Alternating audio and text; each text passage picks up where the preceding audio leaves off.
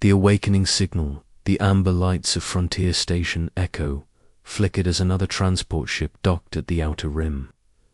Captain Vex Corlon barely glanced up from his drink, his 3 Zolonian eyes focusing on different points around Murphy's Cantina.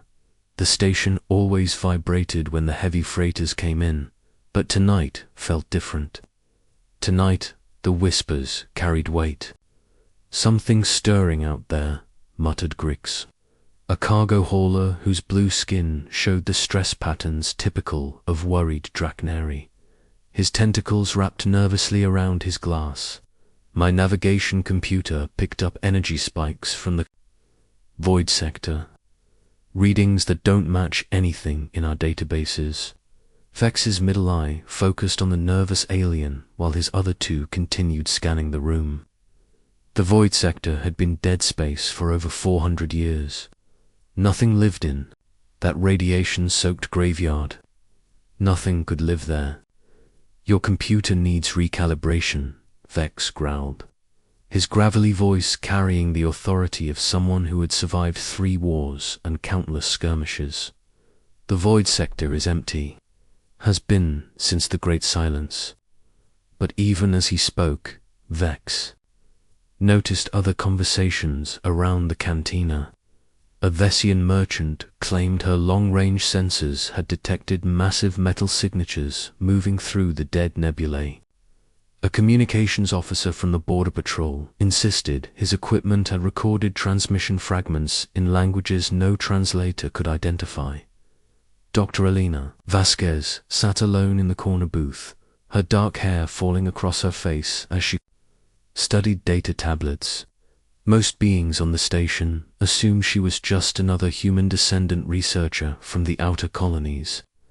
They had no idea she was one of the last living experts on pre-war civilizations, or that her grandmother's grandmother had been born on a world called Earth. Alina had spent years studying the fragments of history that survived the Great Silence. 4 centuries ago, dozens of species had simply vanished from the galaxy. The official records blamed cosmic plague, dimensional rifts, or mass migration to other galaxies. But Alina had found pieces of a different story hidden in corrupted data files and damaged ship logs. Her tablet chimed with an incoming message from her research partner, an AI construct called Zaranine. The message was brief but urgent. Border stations report coordinated energy signatures. Multiple contacts. Pattern suggests organized fleet movement. Elena's blood ran cold. She had been tracking similar reports for weeks, dismissing them as sensor ghosts or equipment failures. But if Zaranine was right, if multiple stations were detecting the same phenomena, then something was definitely happening in the void sector. She gathered her tablets and moved toward the exit. But Vex Corlon's voice stopped her. "Dr. Vasquez, isn't it? You study dead civilizations." His center eye fixed on her while the others continued their surveillance. "What do you know about the void sector?" Alina hesitated. Her research was supposed to be classified, but the situation seemed to be escalating beyond academic secrecy. "I know it wasn't always empty. Before the Great Silence, it was home to several advanced civilizations. What happened to them? The official story says cosmic disaster. The real story." Alina glanced around the cantina, noting how many beings had stopped their own conversations to listen. "The real story is more complicated." Vex gestured to an empty chair. "Sit. Tell me about the real story." Alina sat down, her mind racing. 400 years ago, a coalition of species tried to force compliance on the remaining free worlds. There was resistance, a war that most people don't remember, because the victors rewrote the histories. What does this have to do with the void sector? It's where the last free fleet disappeared. Ships from Earth, Kepler 442, New Geneva, and a dozen other human worlds. They called themselves the Terra Exodus Fleet, when the coalition forces cornered them in what we now call the Void Sector. The entire fleet just ... vanished. Grix's tentacles stopped moving. Vanished how? The records are fragmentary, but the last transmission mentioned something about taking the fight 2 dimensions where tyranny cannot follow. Most historians assume it was metaphorical language before a final battle. Vex's 3 eyes narrowed simultaneously. You don't think it was metaphorical? I think humanity developed technology that no one understood. I think they found a way to leave this dimension entirely. Alina pulled up files on her tablet. Look at these energy consumption records from human colonies in the months before they disappeared. Power usage that suggests industrial processes beyond our current understanding. The conversation was interrupted by alarms beginning to wail throughout the station. The cantina's main screen activated, showing Commander Disses Nala of the Arcarian Defense Force. Her scaled features were rigid with barely controlled concern. All civilian traffic is suspended immediately, Nala announced. Long-range sensors have detected massive anomalies in the Void Sector. Unknown contacts are moving toward the galactic border at unprecedented velocity. The cantina erupted in worried chatter, but Alina felt something different. Recognition, hope, fear. Commander, she called out, approaching the screen. What kind of energy signatures are you detecting? Nala's reptilian eyes focused on her. Dr. Vasquez, your security clearance covers xenoarchaeology, not military intelligence. My security clearance also covers pre-war technology research. If something is coming out of the Void Sector, I might be the only person on this station who has studied what went in. After a moment's hesitation, Nala nodded. Report to Command Center 7 in 10 minutes. Alina gathered her research materials. While around her, the cantina descended into chaos. Beings scrambled to contact their ships, their families, their governments. But through the panic, she heard Vex Corlin's steady voice. Doctor, the Zilonian said, his 3 eyes now all focused on her. If you're right about humans having advanced technology, if they really did disappear into another dimension, what do you think they've been doing for 400 years? Alina paused at the cantina's exit. It was a question that had haunted her research for years. I think, she said slowly, they've been fighting something we couldn't imagine. Command Center 7 buzzed with activity when Alina arrived. Holographic displays showed long-range sensor readings that made no sense according to conventional physics. Energy patterns that seemed to exist in multiple dimensions simultaneously. Mass readings that suggested ships larger than space stations.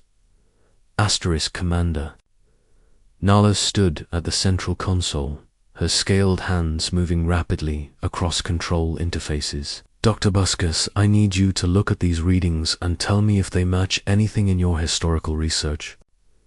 Alina studied the displays, her heart racing as she recognized patterns she had only seen in theoretical projections. The energy signatures match theoretical models for dimensional fold technology. The mass readings suggest dreadnought vessels, but built on a scale that exceeds anything in our databases. Theoretical models, based on what? Based on incomplete technical specifications I found in damaged human colony databases. Blueprints for ships designed to operate in multiple dimensions simultaneously. Zaranine's holographic avatar materialized. Beside Alina, the AI's appearance was deliberately humanoid, a choice that had always seemed odd to Alina, until this moment. I have been analyzing the sensor data. The approaching fleet consists of at least 47 vessels, with the largest measuring over 20 kilometers in length. 20 kilometers. Nala's voice cracked slightly. That's larger than our biggest space stations. Asterisk, the flagship appears to be transmitting, Commander, reported a technician at the communications station. But the signal is encrypted using mathematical constants that predate our current cipher systems. Alina moved to the communications console. Let me hear it.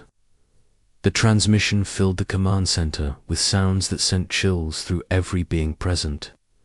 It wasn't just the words, though the language was clearly structured and intelligent. It was the tone, authority, confidence, and beneath it all, a weariness that spoke of centuries of struggle. Can your systems identify the language? Alina asked. Partial matches to ancient Terran dialects, Zaranine reported. But the syntax has evolved beyond our translation matrices. Alina closed her eyes, remembering fragments of old Earth languages. Her grandmother had taught her as family history. The words began to make sense. Not complete translation, but enough to understand the intent. They're not invading, she said suddenly. They're announcing their return. Return from where? Nalor demanded. Before Alina could answer, the main display screen flickered and cleared. A new image appeared, transmitted from somewhere in the approaching fleet. The being on screen was clearly human, but changed by centuries of life in dimensions, where different rules applied. Her hair was silver white. Her eyes held depths that suggested experiences beyond normal understanding. And her uniform was made from materials that seemed to shift between states of matter. Asterisk. When she spoke, her words came through in perfect galactic standard, but with an accent that carried the weight of ages. This is Admiral Marcus Chen of the Terra Guardian fleet, the woman said. We are the descendants of the Exodus fleet that left this dimension 400 years ago. We return now because the barriers between realities are weakening, and the threats we have held back are beginning to breach into your space. The command center fell silent, except for the hum of electronic systems. We request immediate counsel. With the galactic leadership, Admiral Chen continued. What approaches from the dark dimensions will require all of our combined strength to resist. The time of isolation is over. The transmission ended, leaving the command center in stunned silence. Alina stared at the blank screen, her mind trying to process what she had just witnessed. Everything she had theorized, everything she had hoped for was true. Humanity had not died out. They had become something more. Commander, she said quietly, I think we're about to discover what 400 years of fighting in alternate dimensions does to a species. Commander Nala's scales had shifted to a deep purple, indicating extreme stress. Get me a direct line to Galactic Council headquarters, and prepare all available ships for I don't know what to prepare them for, as alarms continued to sound. Throughout Frontier Station Echo, Alina realized that everything was about to change. The human race, thought extinct for centuries, had returned with technology and experience beyond current galactic understanding. But their return wasn't triumphant homecoming. It was a warning. Something was coming from the dark spaces between dimensions. Something that had taken humanity 400 years of warfare to contain. And now, the barriers were failing. Asterisk, the return of the lost 48 hours after first contact. The space around Frontier Station Echo had become the most heavily defended location in 3 galactic sectors. Warships from 17 different species formed defensive perimeters, their weapons trained on the approaching human fleet. But the humans made no aggressive moves. They simply waited at the edge of sensor range, like ancient guardians asking permission to enter their former home.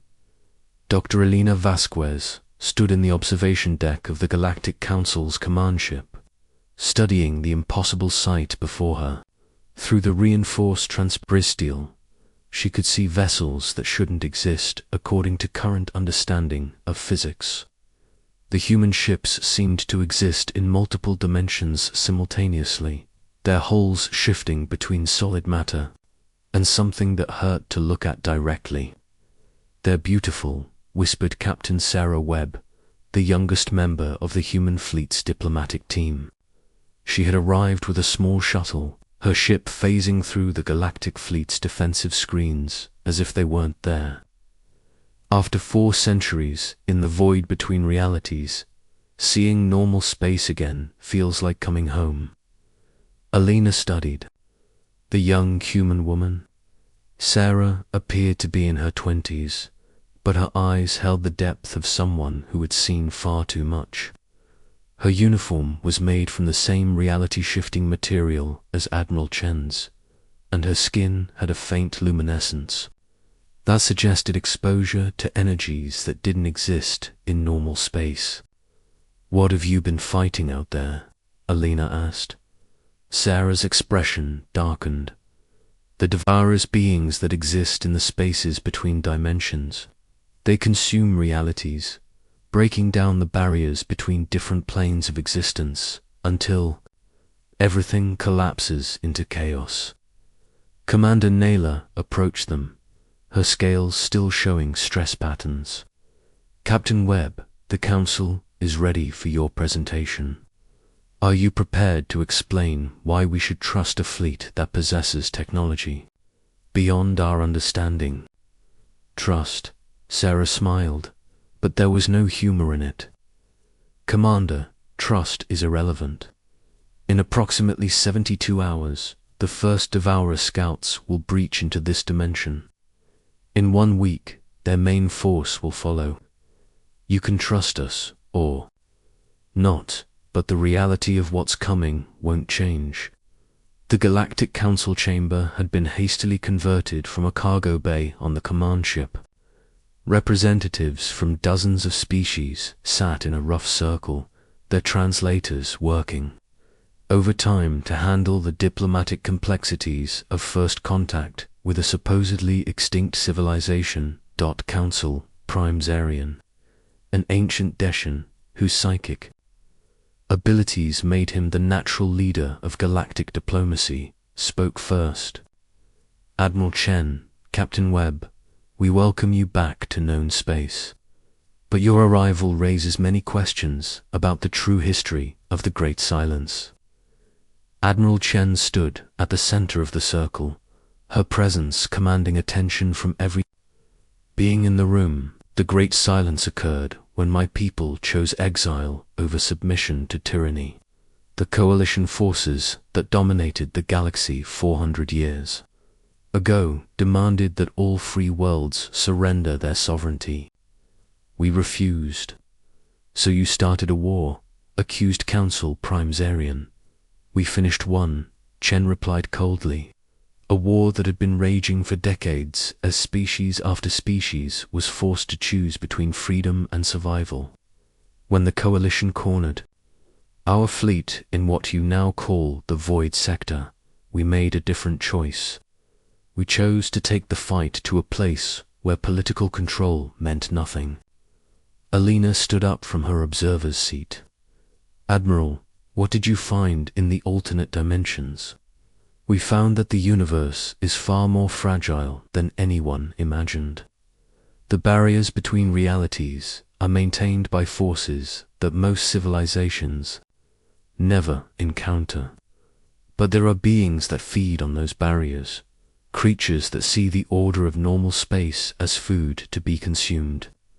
Sarah activated a holographic display that showed images that made several council members physically ill. Writhing masses of non-geometric shapes, entities that seemed to exist in too many dimensions at once. Spaces where the laws of physics had been twisted into impossible configurations. "The Devourers," Sarah explained.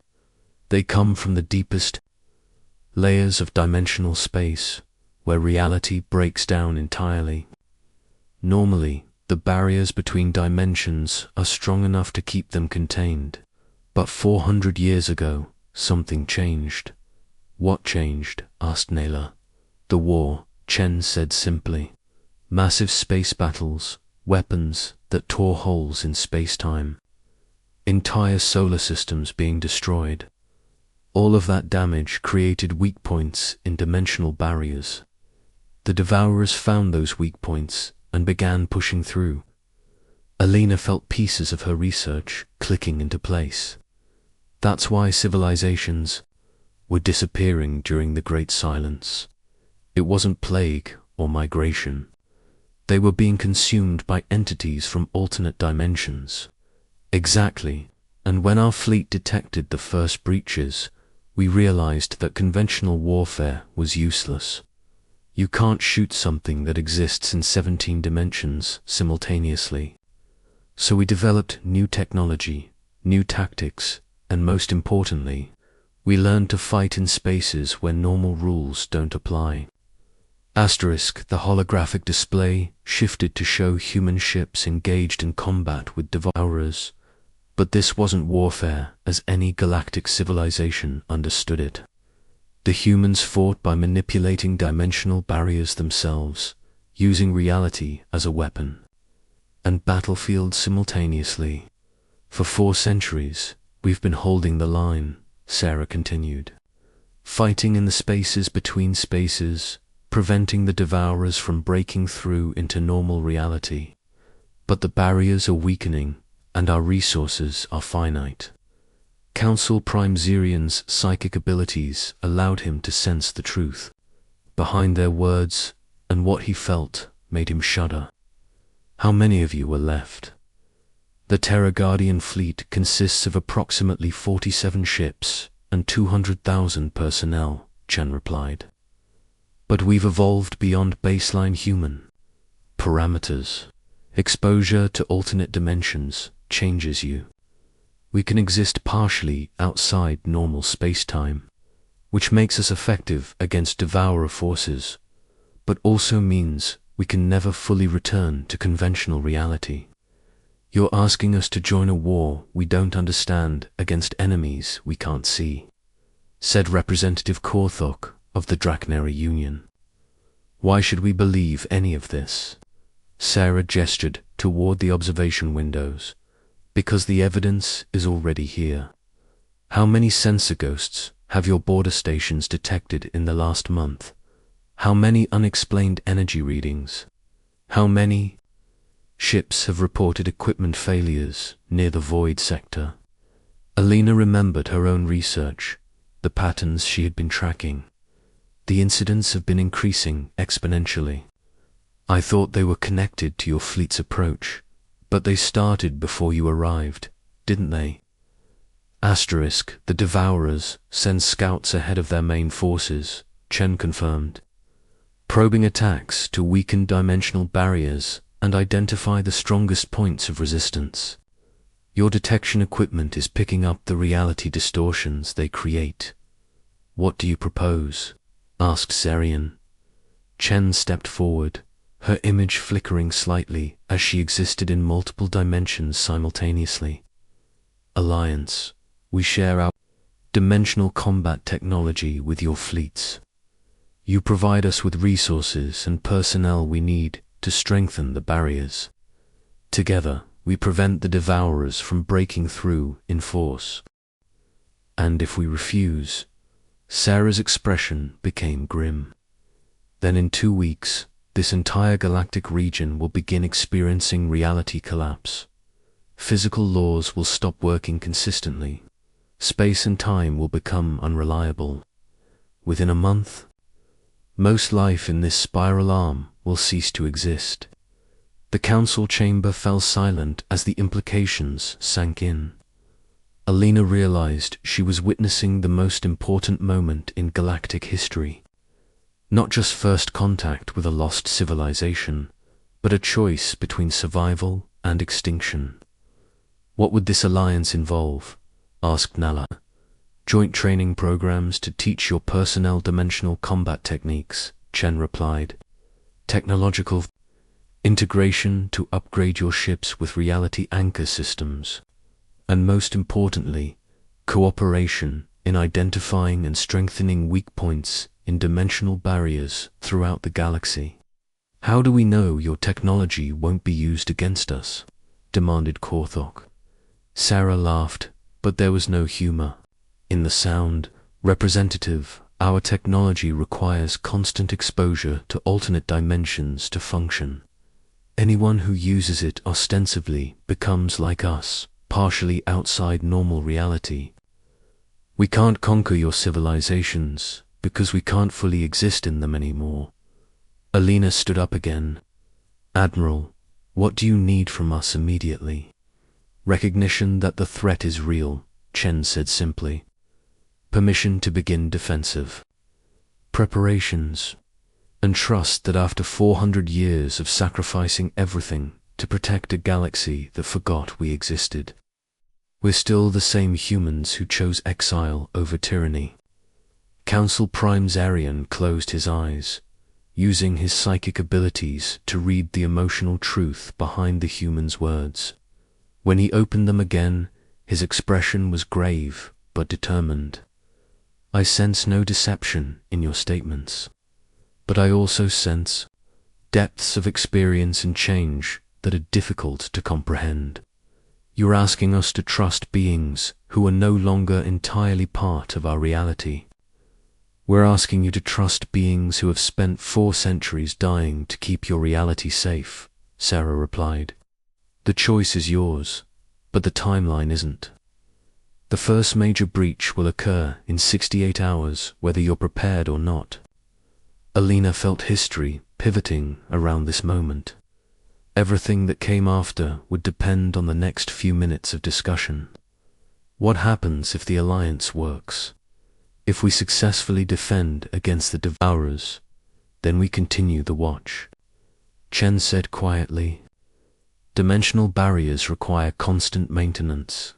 The fight against entropy and chaos never ends. But with galactic cooperation, the burden can be shared, and humanity finds a way to come home, Sarah added softly. Council Prime Zarian stood up, his decision made. The Galactic Council accepts the proposed alliance. May whatever gods each of our species worship help us all. As alarms began sounding throughout the fleet, indicating the approach of something that registered on sensors as impossible, Alina realized that the galaxy was about to discover what 400 years of warfare in alternate dimensions had taught humanity. They had learned that survival required sacrificing everything familiar, that protecting others meant accepting permanent exile, and that sometimes the greatest act of love was choosing to become something your loved ones could never fully understand. The Terra Guardian fleet moved into formation alongside the galactic ships, their reality-shifting hulls beginning to glow as they prepared for a battle that would be fought across multiple dimensions simultaneously. Admiral Chen's final transmission to the fleet was simple. Welcome to the war that never ended. Let's make sure it never has to.